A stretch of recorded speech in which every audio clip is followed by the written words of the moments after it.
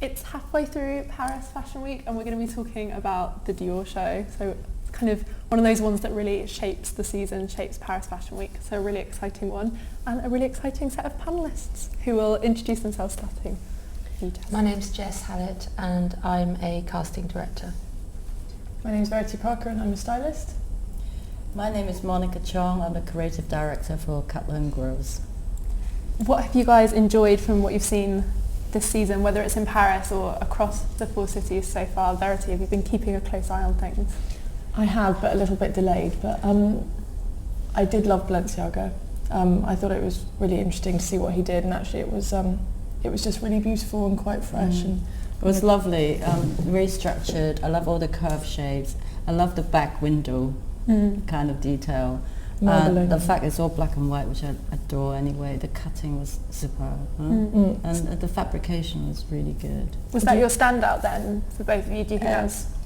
For me, so far for Paris, but I thought in Italy, I thought Prada was really beautiful because I love the 40s, so I thought the whole collection was. Yeah, really I thought that it was really I love all the necklines, really.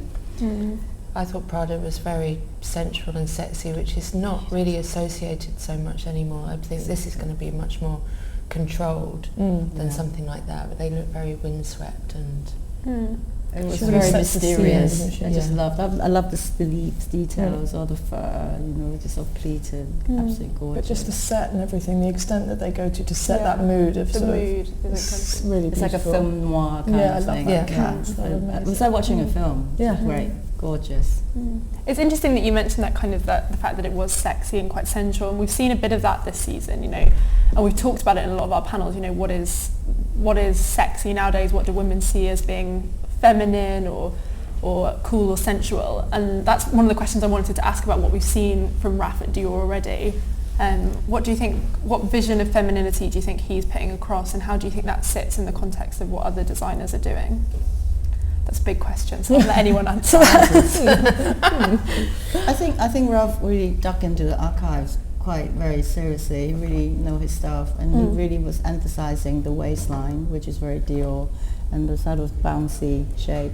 He shortened the silhouette a little bit, spring, summer. But I'm interested to see what he's going to do this autumn. But it's so feminine what he does, isn't it? Beautiful. It's so feminine. I it's think wearable, very wearable, desirable as well. Yeah. I love the couture show as well. But they get the way that with the couture show, the way that they gave everyone the same hair, and they took away a lot of identity of the girls without making them clones. They all of a sudden became very, very feminine and very pretty. You focus on the clothes as well, then, don't you? That's your direct sort of vision, is right there. Yeah, but normally if you give everyone that same thing, it takes away from the identity of the person wearing it. But it didn't somehow on that show. They're so strong, I guess, aren't they? Talk to me a bit about casting something like that, because that's one of the things I wanted to ask you about, how they'd given them all that same kind of boyish haircut and what kind of effect that has and why a designer would make a choice like that. Is it usually to make the focus on the clothes, as Verity said, or is there an element to... I think that they probably have an idea of the story behind the collection. They have to work out who this person is that's wearing these clothes. And so all of the people working on it, whether the hairdresser, the makeup artist, the stylist, the designer, would come together and think about who that girl is and how they can create... they always have a very big cast at Dior. Probably 40 models. To get 40 models who have all the right physique, the right walk, the right feeling, the right identity is kind of quite hard. And I guess in a way, giving them all that hair, it makes them much more sort of... It does the character, doesn't it, like you said? To push a point forward. And I think it added to the sensuality of those clothing as well, because to see the collarbone and the shoulder, I think that was, because a lot of it was strapless, that worked really well having... And they were very film starry, weren't they? Yeah, really film starry. It looked very kind of 50s and Saint-Tropez in a way, the way that they put them all together. This brings us to sort of who you guys think the Dior woman is now under Raf, because we talked about this with our couture panel. We had Charlotte Sinclair in, who wrote the Vogue on Dior book, and she was saying that when she was researching the book, a lot of the Dior clients who'd always bought it under Don Galliano were saying that they were really, really scared, and they were a bit like, what are we going to get? And I wonder if you who you think engages with Dior under Raf now? Because before we started, we were looking at that beautiful Jennifer Lawrence ad, and obviously that's a kind of a very beautiful idea of who Raf's Dior woman is. It's a strong, you know, confident young woman. Do you think that's what Raf at Dior is about? I think with under his guidance, I think he will attract much younger clienteles, cooler, hipper, kind of, you know, a little bit more fun, not so restricted like before. It's more of a concept, isn't it? It's more of that, you know, the same idea that you would, you know, from Balenciaga and those things. It's more about your, you know, your look rather than the piece, for example. Whereas, you know, the Galliano would be the beautiful, you know, chiffony silks, which was also the look of being quite sort of, you know, long and drapey. But I think it's just more conceptual. That's what Raf is. It's more of a sort of more of a vision in that way, the shapes you were saying about the waist. And but they don't look difficult to wear, do they? No, they don't look like they wear you. No, right. It looks like you can just step in and just go to the party, whatever it is. Step in. It's definitely younger. Definitely younger. It's more simplified, if that's the right word. This brings me, I wanted to ask about how women define luxury now, because I was thinking about that a lot with a brand like Dior, because it is obviously a brand. First and foremost, we think about it, you know, like everyone has heard of Dior, whether they're interested in fashion or not. People equate it with lipstick and perfume and everything.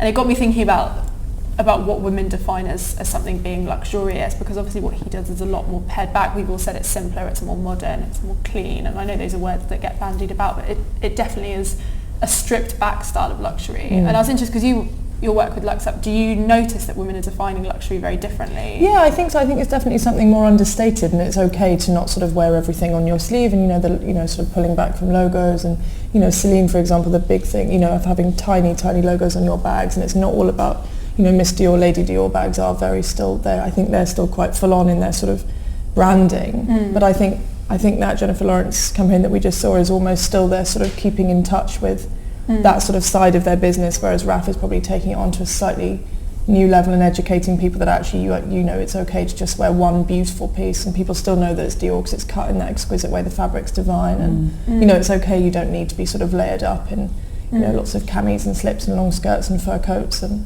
like you would have done for the Galliano Dior woman.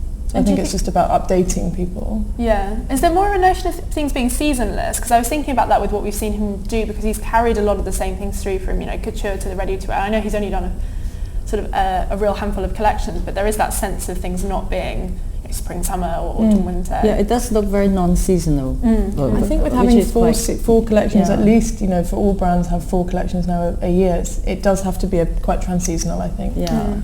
Anyway, you don't want your clothes to look dated 6 months later, do you? By changing it yourself, I suppose. Do you find that women, because you must find this in your work, that women are much more inclined to want to buy something that is going to last a long time, and it's going to sort of work in their wardrobe for years and years, and especially during a recession, because we've talked about this in some of our other panels, how what sells really well is the kind of either the great t-shirts and the great trousers, those staple pieces, or it is those really expensive, beautiful luxury show pieces. And are there big changes in how people are shopping, do you think, in a luxury market? I think the luxury market will stay luxurious. People that really need the look, they will go out and buy it come what may. It's only a handful of them, but they keep the industry going. I think that will never change. But I do think there's a lot to be said for like the key piece, like you've said, like you buy that coat or that those pair of amazing silk trousers, Raf's trousers, or a Stella coat or something that is your key piece that you then mix in with like your other things from from previous seasons. Like Jess was saying about not wanting to look sort of out of date immediately, so it's those sort of key pieces that is also an overused phrase, but I think people do invest in those things, like we were saying about the Marc Jacobs, there's like a key coat or a fur or something that you mix in with other, and that's more stylish. I think that's the idea that magazines are putting that big input now about mixing different designers but also different levels of brands. Is that a change in fashion mood then, or is that a more pragmatic sort of economic thing? Are women doing that because times are harder, they can't afford to buy as much fashion, or are they doing it because they're more educated, because magazines are sort of really bringing people up to date with the ways to mix I think it's a style thing, that you can wear something which nobody knows how, might be 3 or 4 years old, but you wear it with something now which shows that, your own style. I think people are more It's almost out of date now impressed to by have that. something head to toe and sort of think, well, I've just bought it, I'm wearing it. It's just, it's too simplified. You need to sort of intellectualize it in a way for actually putting it in your own, your, you know, your, like you said, your own style. Like, you know, we've all got the same coat, but you wear it with completely different things, and then it's more about you. But I do think that has been cleverly sort of considered by magazines and stylists as suggesting that to people, you know, build it yourself, don't just do the sort of Anna de la Russo thing where maybe, but you know, buy or borrow the whole look and just put it on, that's it, that's your statement. It's more about the personality.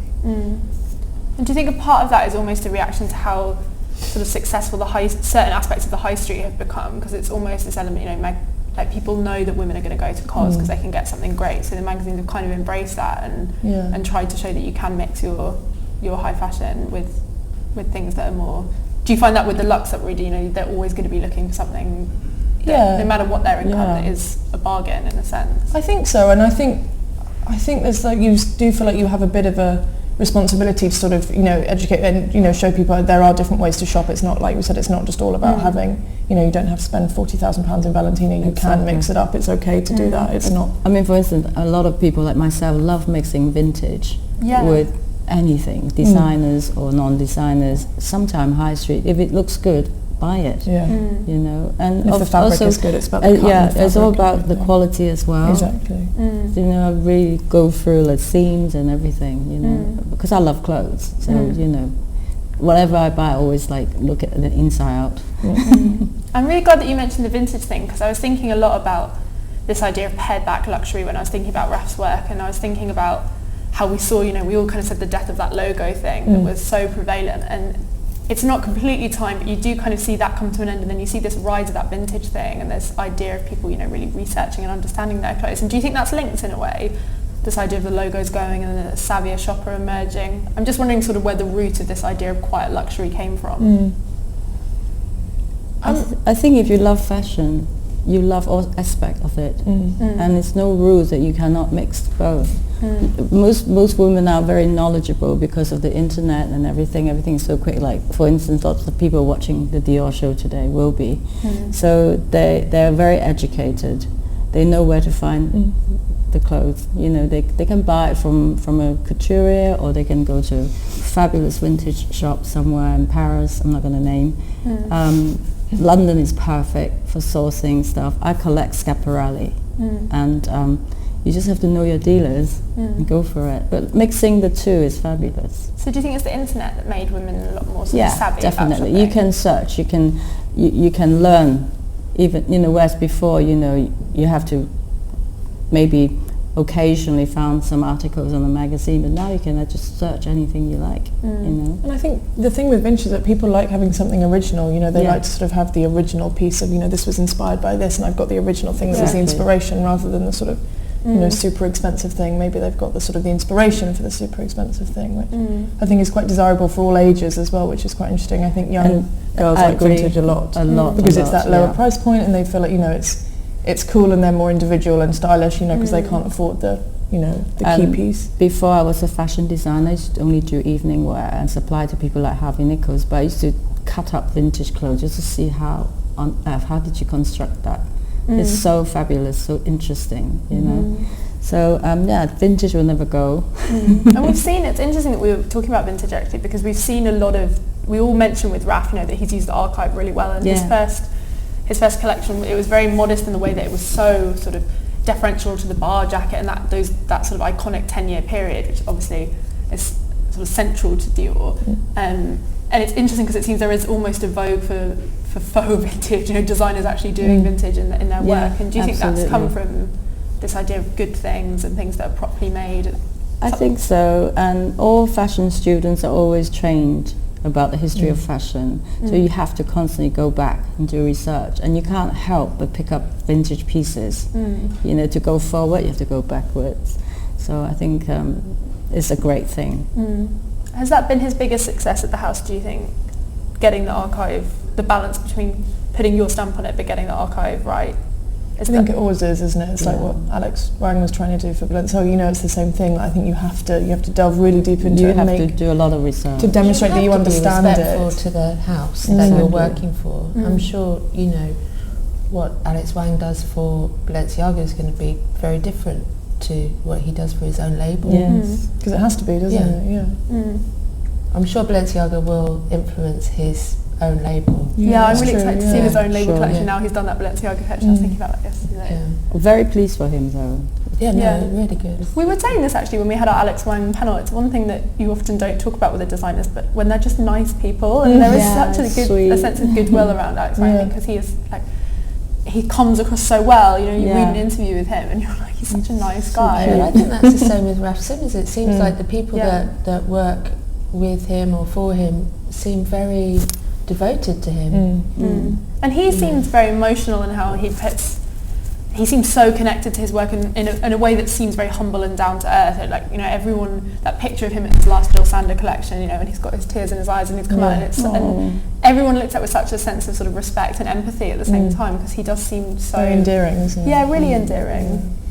But I don't want to get too much stuck back into that Eddie Slimane, Raf Simons thing, but I do kind of want to talk about the different ways that new designers go into a house, because what Raf has done is very different to not just what Eddie did, but the way other designers move into an established house and choose to put their stamp on it.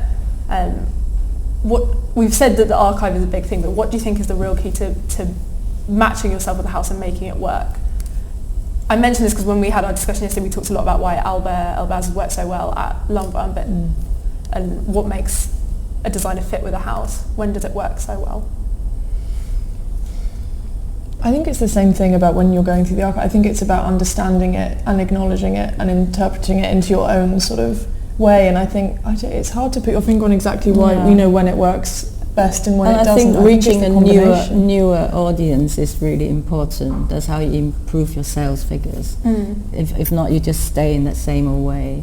So I think Yeah, you need to grow your catchment, I guess, of sort of, you know, appealing to your staple sort of consumer and maybe new consumers, and, you know, sort of expanding your sort of horizons, I guess, for the brand and making it more. And has Raf done that? You don't, because we talked about, you know, there's a sense of it's so different to Galliano, but do you think that, I think we can all definitely say that he's going to have brought in a new person to Dior. You know, we mentioned sort of a younger client, someone who didn't perhaps identify with the opulence that we saw under Galliano, but do you think that what he's done will have sort of turned off any of the shoppers? Yeah. I mean, but it's Dior, so you'd expect it to be a huge production and a huge, you know, event in Fashion Week. I mean, everyone can't wait to see it. So, but I mean, to the same extent, I love Galliano. I loved what he, you know, as a designer. So, you know, I think just times change and things move on, and you embrace the new. Well, it was interesting. He did the Oscar de la Renta collection. What do you think? He helped build it. Yeah, I thought it was absolutely beautiful. Well, I'm interested to get you guys' opinion on that, because I thought that was incredible. It was really, really, I thought that collection was just absolutely beautiful. Yeah. But then I thought it was beautiful as an Oscar collection. We talked about this when we did the panel for him. As much as Galliano was working there for 3 weeks, we were trying to say, like, what does this mean for Oscar as a designer, rather than seeing it in the context of John. But obviously you couldn't help but see that because it's so beautiful. like Rob was Absolutely. saying. What did you guys think of that collection? I thought it was very romantic. It probably put Oscar back on the map as such. I hope they might work together again, and I'm really glad to see John doing something. You know, he's such a great talent. So we all have to forgive and forget, you know. That's what I think. Verity, what did you think? I thought it was beautiful. I think you could definitely see like John's influence in little pieces, and I think it's actually perfect sort of subtlety. I think of that sort of slight influence, but still very Oscar. Like he didn't dominate it and make it something new, which I guess Oscar wouldn't have allowed anyway. But actually, I thought it was a beautiful collection. The girls always look stunning. It's such a New York, you know, it's a typical New York show. It's not necessarily my favourite thing that I've ever seen, but I mean, it's, you know, you have to respect it for what it is, because it exists, and that's part of the industry, just as Dior is, just as, you know, Prada is. It's a sort of different entity, I think. And what do you think of the notion in general of that 3-week residency? Do you think that's something, this idea of designers collaborating and moving between each other's studios, do you think that's something that would be nice to see happen more? Because it's interesting with the Raf going to Dior, because there is such a sort of a focus on the HR of fashion, you know, who moves where, and it can almost overshadow the clothing. I think it definitely did last season. And and that those more kind of subtle personal moves seem quite refreshing in a sense. It's quite natural, then I think it's, like you said, then it's definitely refreshing, but I think if it's a media thing, then it's obviously not, so, it doesn't feel as interesting, but actually I think that, and maybe I'm wrong, but I don't think anybody necessarily really knew that Galliano Oscar de la Renta thing was such, was actually, they were so involved until that picture was leaked. I don't know, maybe I'm wrong, but I think if it's quite a natural sort of, working combination, then it, like you said, it feels really interesting. I mean, who knows how it came about. I mean, it could be just part of his recovery that he needs to do, because everyone says he's working so hard to redeem himself, and he's a creative man. I mean, he must need to do something. Yes. I'm sure it's not easy for him not to be doing something. Yeah, it's true. There is a notion of just getting back in the studio. I think Oscar de la Renta said that in one of the interviews. He said that's what he thought was so brilliant, was just getting John back into the studio and back into a sort of creative environment. Yeah. And we said this on our panel, that it was a very humble way of sort of returning to design, which I thought was really lovely. Especially when you contrast that with the pressure on someone when they move into a new house. Yes. And you can almost understand why doing that kind of 3-week is so much more like just the media circus around Raf when he took over at Dior, and you think that's such a huge pressure to deal with. I want to change the tack a little bit and talk, because you're off to Paris tomorrow, aren't you? Tell us about that and tell us what you'll be doing. Well, I'm going to cast Alexander McQueen. So tell me about the process of how that works, because this is something I know nothing about whatsoever, how you'd cast a show. Well, I mean, each house or designer is different. I mean, McQueen is such a big... I've been doing it for a while. 10 years I've been working at Alexander McQueen, so they're always very big. The ideas are very big, and I mean, this one's different because Sarah's just had her babies, so it's going to be quite small compared to the usual. But it usually starts off with an idea a couple of months before. This is what we're doing. This is where we want to get. This is who she is, like I said before, and. I mean, with a house like McQueen, the physique and the walk are vital. Is the walk just because of the sort of the majesty of some of the clothing? Is it because it needs to be carried really well? Why? Well, yeah, I mean that, but also, I mean, when you are in an audience, I think that you would expect these clothes to walk seamlessly. You don't want to see a wobble or a fall or a... When we did Plato's Atlantis with the famous shoes. The first thing I did when I got to the studio was put them on, and I could walk in them. You could? Yeah. You could. What did you feel like to walk in? They're just, really high shoes. You just couldn't look down. Because as soon as you looked down, you couldn't see the front of your feet. So, and I mean, a lot was made of those shoes about girls not wanting to do it. And I mean, it's not true at all, really. Basically, some people could walk in them and some people couldn't. And the people who could, I bought them. Did you? I love them. Yeah. Can you walk in? I went to a couple of parties, but the only thing was it was in Paris and it was really, really cold. Can I tell the story? I was freezing cold. We came out from a restaurant, got slightly lost, couldn't find a taxi. I was dying to go to the bathroom as well. So taxis. No taxis The needed. shoes were hurting a bit, and I was dying to go to the ladies' room. I was crying a bit. Drama. Yeah, that was quite dramatic. But they're fine. I love them. I bring them up now and then. They're Well, absolutely I gorgeous. walked around the studio. I didn't walk on a cobbled street. It's probably that's it's different. But they were so well designed, and you felt so secure Gorgeous. with your foot in there. But I mean, it's not for everyone. And some of the girls were like, "Oh, I'm not sure." You said, "Well, try, have a go, see what you can do." It's like a girl's character as well, isn't it? I guess I know, like whenever we, on shoots. Well, some girls all just those thrive years, on it. Some of them just absolutely they come into themselves, love it, don't they? and and some of the girls, you see them grow up when they first come. They're they're Sweet shy little or thing. sweet, and then they begin to understand it because they see, and by the second or third season, all of a sudden they're ready, and they're and there are models who just love every part of it. They love the clothes, they love the atmosphere. So that you can rely on certain models, and then other models are are new and refreshing, and you haven't seen them before, so you want to give them a chance. Yeah. What makes a girl kind of a standout? Because obviously so much is said at the moment this season about like Cara Delevingne, but also in the past, like we've had just a few seasons ago someone like Carly Kloss, when a girl completely explodes. And it's quite interesting because with Cara it seems to be her personality and her face and her look, but with Carly so much was said about her walk. And it'd be interesting to see what happens to Cara, because she is adorable and she is beautiful and but she's a tiny bit small, and she's not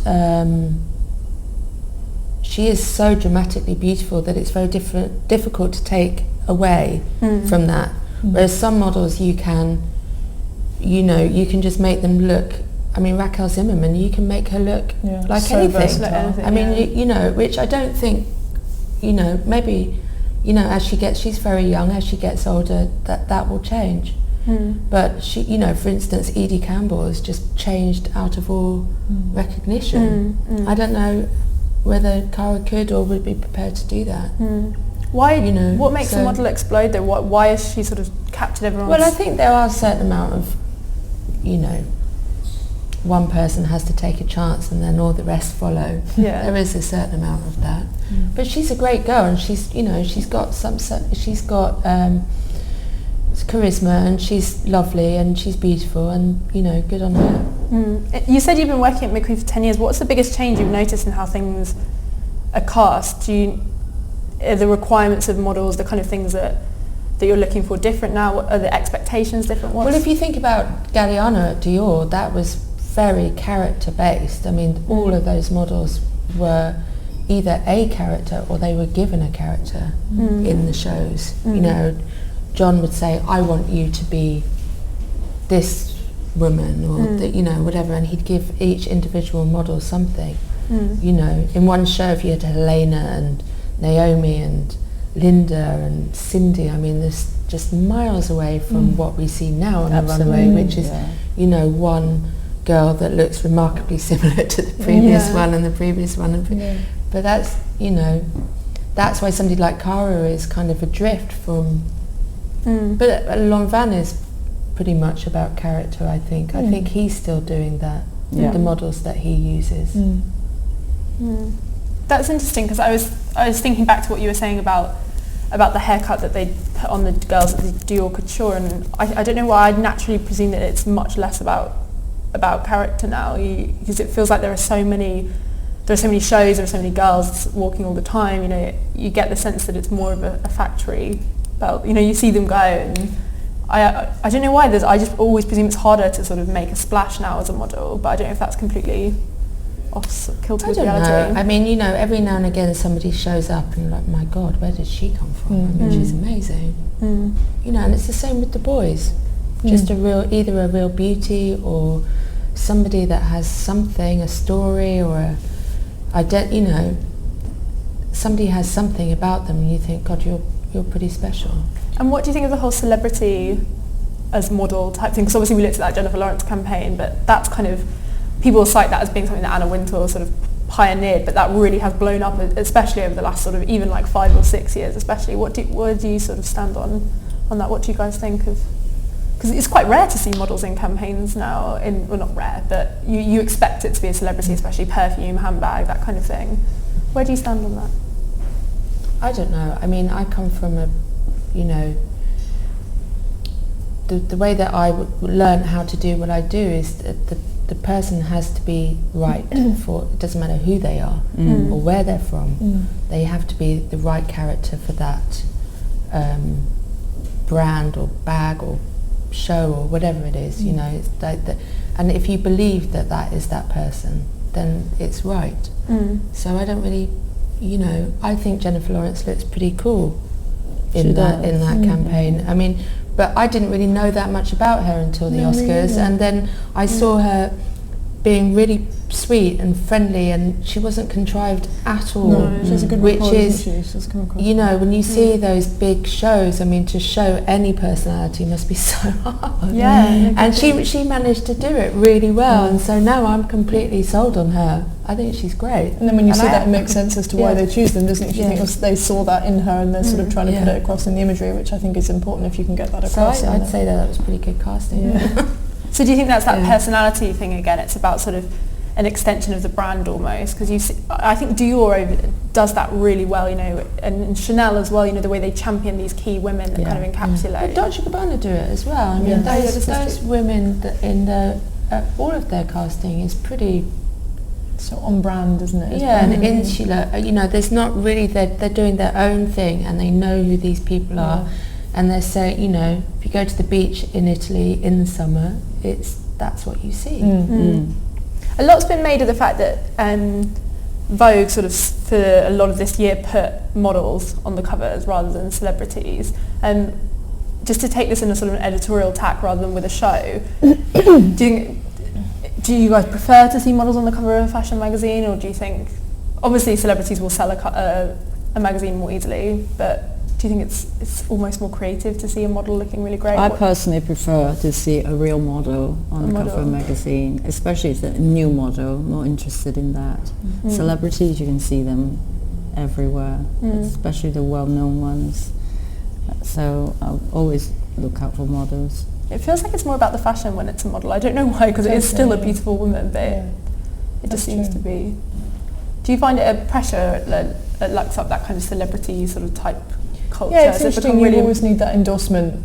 Oddly, I think people have become really sort of conditioned to that sort of thing, that they do feel like that's their fail-safe, you know, that's their fallback sort of thing. If there is that celebrity endorsement, then they know it's okay. And it adds weight, or in weight if you haven't got it. It does really people add actively weight. buy stuff. Like, would you say that drives them to buy stuff even more? I think so. I mean, that's why they do it, isn't it? That's why the brands do it. But I think there is a slight revolt in it, again, like you were saying about Alex putting all the models on the covers now, and, you know, it's sort of going back to the, you know, to the old school and empowering the girls again, empowering the fashion houses and empowering the magazines and saying, actually, this is our, you know, this is our point of view, rather than having Cameron Diaz again. And I think it's what Monica said, celebrities are just seen everywhere, you know, they're all over the internet, they're all over the trashy magazines, and I think you almost see enough of them. But also I think it's an age thing, you know. I think that there are trends this season in the casting spring, but, you know, Prada had some girls in the show that probably were, if not nearly in their 40s, that we hadn't seen for a while, and I've seen it, I can't remember off the top of my head, a few other design, you know, it's kind of the thing to do. And I think, you know, for Vogue to put a 17, 18-year-old girl on the cover of their magazine compared to I mean, how old's Cameron Diaz? She's 40 now. You know, the person that buys Vogue, I mean, maybe it has something to do with that. I think from Alex Shulman's point, that's definitely what she would say, is that it's something, you know, it's a lot to do with age, and, you know, the people that can buy the clothes aren't always 18. You know, they're normally not 18, they're normally above 30, and I think it's about, like you said, just, you know, reaching out to the people that actually buy the magazine and buy the clothes, and, you know, that's like, we always would do the age issues, that was about sort of representing everybody. I think we're about to see some clothes. So just before we start, what are you guys expecting to see? What do you think of, I know this is quite premature because we've only had a few seasons of RAF, but what do you think the RAF at Dior codes are from what we've seen so far? It's the silhouette, isn't it? I think you expect it to see will be the silhouette. But what length we don't know, what proportion. Maybe he'll have a brand new idea how we should be wearing the nipped in waist. It looks like it might be quite sci-fi. I don't know if those sort of silver baubles look a little bit sci-fi, but that would be a bit off. Being kept in suspense. But I do love the sets always. That flower set was just beautiful. so beautiful. They're real flowers as well. Yeah.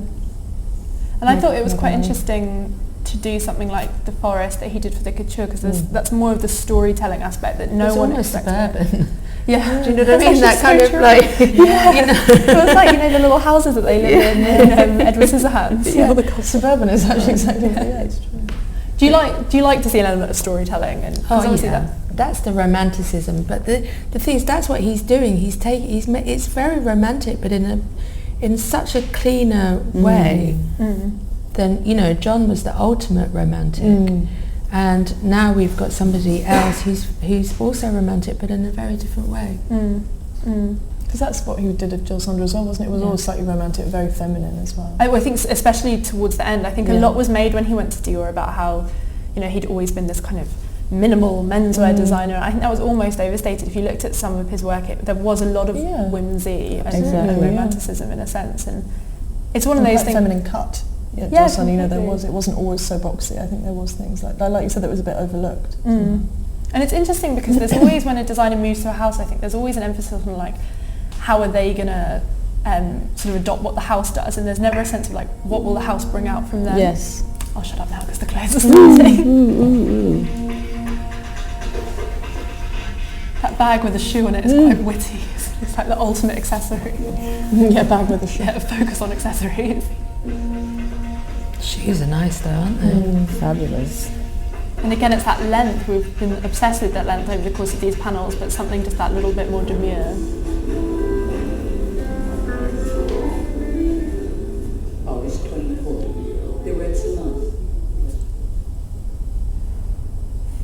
Strange soundtrack there.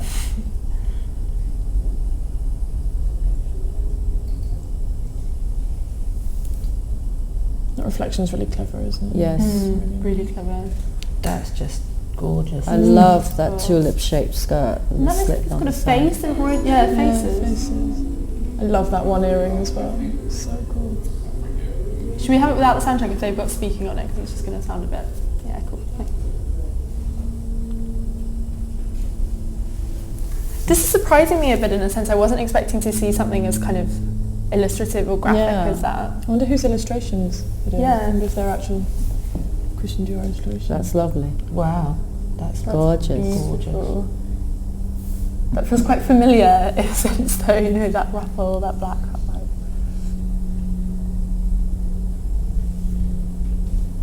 Well, that's a new shape, isn't it? That baggier trouser. So a lot of black and white again. Yeah, again, that monochrome's quite strong again.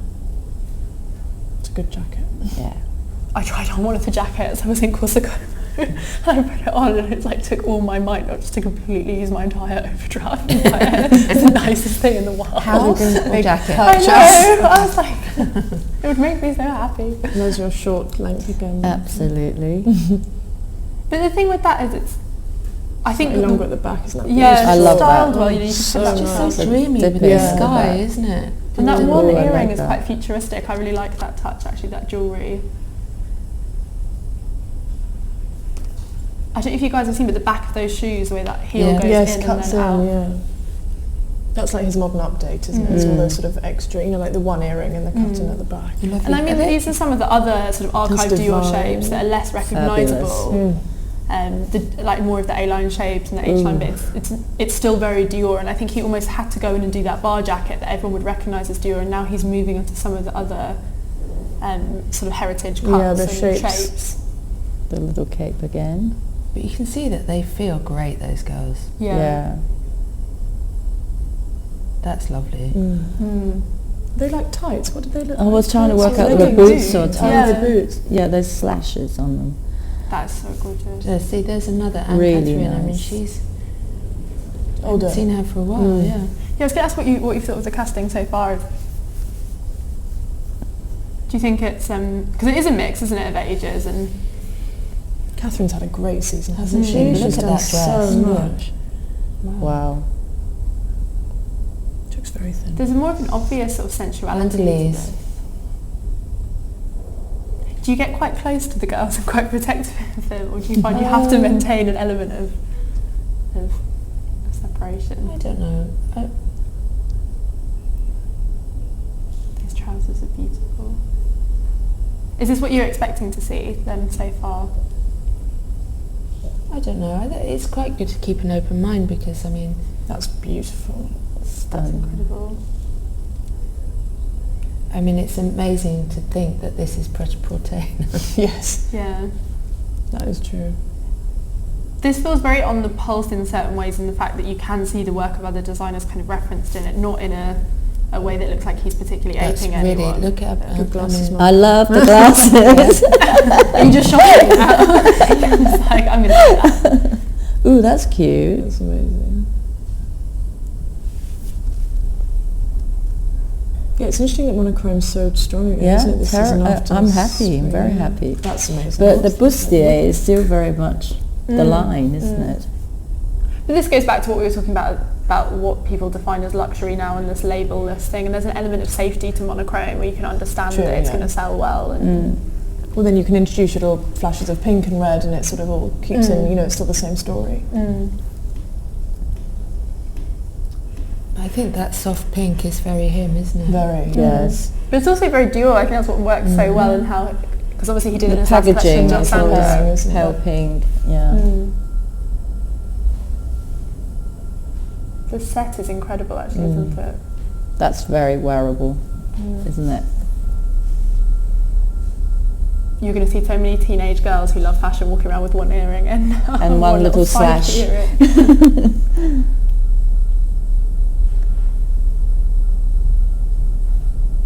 It's interesting seeing all these sort of bits of tailoring though. I wonder if Dior will then become the brand that is like that sort of brand that's the go-to for a pair of really simple cut trousers. Because at the moment it's very like Stella, Celine, you know, Miu Miu, like people love those sort of simple, beautiful cuts. It'd be interesting if Raf does become that sort of... I was thinking that with those suits and thinking about whether they are just, you know, it's going to become that thing where if you want a really great pantsuit, you go to Dior. Because realistically in fashion you don't really say to that many people, what are you wearing? And they say Dior. You know, unless it's sort of vintage Dior. I don't know. That's true actually. Actually, I don't think I've ever asked someone what they're wearing. They said Dior other than the accessory. But then also it's worth remembering, you know, that Celine tailoring, that's not for everyone. That doesn't suit every shape. Whereas the shape that we're seeing here, because it is an archive shape with that bar jacket, is naturally quite flattering in a way that... Those shoes look pretty high, don't they?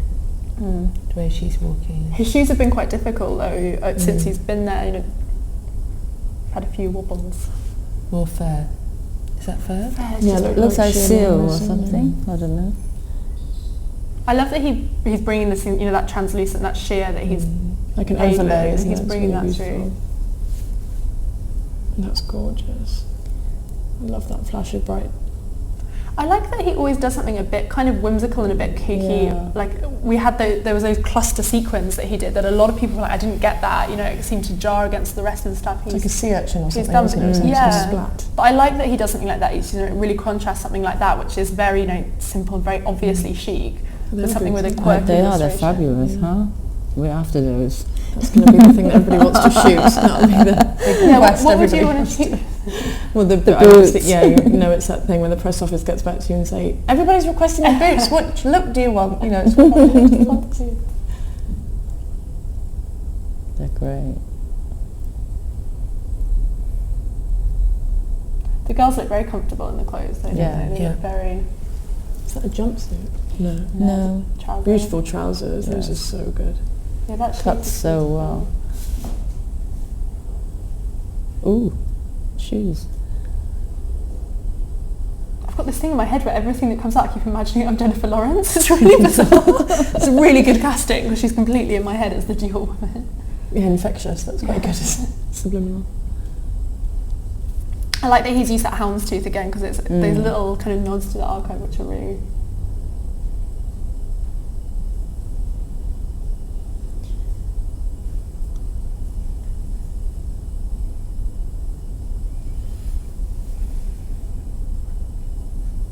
What do you think of the notion of embroidering shoes onto clothes? Do you think that's... Is he being witty there? Is it a joke about what people actually buy from Dior accessories? Be clever if it was, I'm not sure. I guess it's to go with all the illustrations, aren't there? Probably Christians. I think quite a few people have done those boots. I mean, that kind of embroidery. Yeah, McQueen I think McQueen was the first to do them. Did you see the Thomas Brown tights? What were they? They're amazing.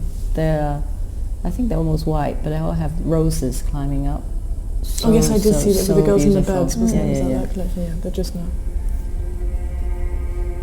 The space looks actually amazing with the clouds. It's very Magritte, isn't it? Kind of. And I quite like it when designers go all out, you know, about the might of fashion and this idea of like girls being so fabulously dressed and so beautiful, they're like walking on the clouds and they're in the sky. Yeah. There's always something really nice when there's that kind of majesty. I think we've actually seen all the looks now. I think we're just seeing them go around, which is nice to see. We can get a closer. Did she close then? Was that the last look, Janice? Yeah. And that bias cut, I like that he's not afraid to reference the Galliano signature as well, because obviously that's a huge part of the Dior brand. To mix that with then those very structured bustiers, which you know, I think it's so nice to have them, and also the way that the girls came out all mixed up, I think is so nice, because in so many shows I feel like they do them in blocks. Yeah. So you sort of have to sort of understand each part of the show. And those tiny little whimsical sequins patterns, really cute. And you can see this being very easy to buy as well. There's that sense of whatever age or whatever type of retailer could pick something that would work very well for whatever market they were in. I think that buyers are very happy. Yeah.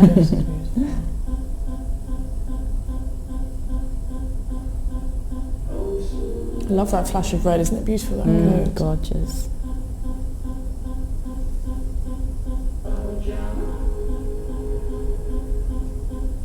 But there was that look that he did from his first collection, that red one that just got, that was, you know, that became the look from the, that got everywhere. Oh, stunning.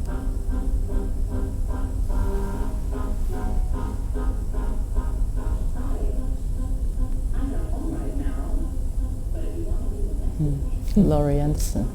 And as we know from Greg, the show notes talked about it being like a scrapbook of the sort of ideas of Dior, and I think you can definitely see that, you know, whether it's in the shape, whether it's in the colours, whether it's in the, even things like that houndstooth, you know, there's... Well, it's all the sort of archetypal ideas, isn't it, of the sort of... Without the typical huge Dior. dresses. I love the stand-up collar in that coat with the white facing. It's beautiful. I almost feel like he proved himself with the dresses in couture so much, and they were so fabulous. That strapless dress that Catherine McNeil was wearing seemed to have quite a big bustle on the back there that I didn't notice before. That looked sort of oversized.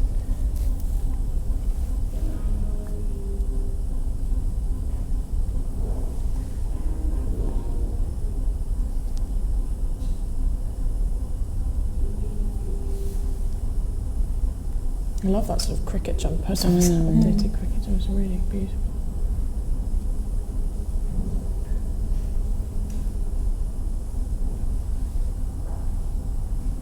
And I think what people forget, or not forget with him, but I think there's always an element of doing something a little bit more pared back is always really difficult when you come from a house that was known for that romanticism that Galliano did. It's almost harder to impress with something pulled back. Very difficult, yeah. Well, that's why that cut has to be so perfect, isn't it? I think, which he Should we give him a clap? 'Cause he's Yes, well done. so handsome, isn't he? He's so sweet. So what do you think reactions to this are going to be? What's our first thoughts on what we've seen? I've got no idea. I'm always just what I think. I thought it was beautiful. I don't really see how you can think that it wasn't. He is one of those designers though where you kind of feel like criticism always feels a little bit like haphazard when people go at him, and I found that after his first collection, because it was a thing. It took you a while to get it, I think, with his first one, and you saw what he was doing as after he'd showed. I mean, the first couture one he did, and after he'd shown his ready to wear in the second couture, I feel like he is one of those designers that will come into his stride in a sense, and not. I don't mean like he'll get any. It's not like he needs to get better, it's more like just he needs to sort of show what his codes and what his stamp is going to be. And I think with something like that, like, it is just beautifully made and it's beautifully done, and it's quite hard to criticise it in a way that seems fair when something's so perfectly cut. And also I think when you get in touch with those clothes and you actually see them physically and touch them, then you really see the beauty come through as well in the fabrics and those sort of divine lines and, you know, all the sort of textures and things. I think that's when they really come into their own as well. Yeah, the cutting is incredible. Yeah. And that's what we were saying, that's what women look for in luxury now, isn't it? You know, it is things like cut and fabric and it's the... And again, it's timeless. This wardrobe you can wear forever. And you could wear it with the pieces from his previous ready-to-wear or his pre-fall. You know, there's an element of mixing with what he does, which is nice. And that was really trans-seasonal again for me. I mean, the things weren't, you know, they weren't so heavy that you thought it's so wintry. A lot of bare arms. Exactly. For winter. Yeah. And It's bare arms and bare legs, I think, for the whole season actually. Interesting. Well, shall we give him another round of applause? Yes. Well done.